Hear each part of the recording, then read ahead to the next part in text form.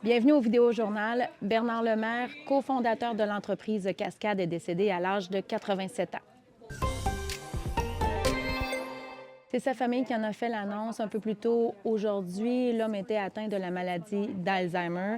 L'apport de Bernard Lemaire au monde des affaires a été important.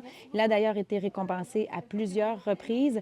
Le premier ministre du Québec, François Legault, a commenté son départ et je le cite: « On perd un de nos grands entrepreneurs, un visionnaire. Bernard Lemaire a été un des symboles de l'émergence du Québec à l'international. » Les personnes qui ont aussi témoigné là, à la suite de son décès depuis ce matin ont souhaité à souligner aussi les qualités d'humain de Bernard Lemaire. Bernard, c'était un passionné, un entrepreneur né, probablement un des grands que le Québec a connu, un innovateur. Je dirais que c'est un peu un choc ici dans la région, les frères Lemaire. C'est surtout des gens de cœur qui ont été très impliqués dans presque tout ce qu'on peut imaginer, que ce soit culturel, sportif, communautaire, dans le système de santé, par les dons qu'ils ont faits puis le temps qu'ils ont donné pour aider les gens. Donc, c'est une grande perte, là.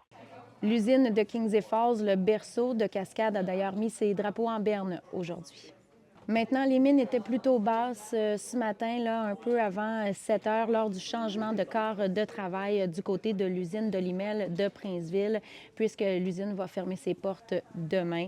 En tout, ce sont 301 employés qui perdent leur travail. Parmi eux, Paul-Eugène Vallée, 76 ans.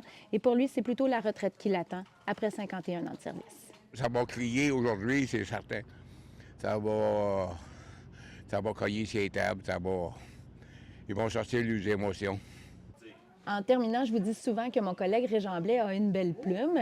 C'est encore vrai cette fois-ci. Il y a mon collègue André Villemain aussi qui fait de magnifiques photos. Vous allez retrouver tout ça dans leur reportage numérique « Une vie consacrée à la forêt ». Et je vous invite à aller le lire, ce texte, sur l'Appli Info, encore en ligne, pour découvrir la vie de cet homme, André Roy, mais aussi découvrir sa passion pour la forêt et pour les arbres. C'est magnifique.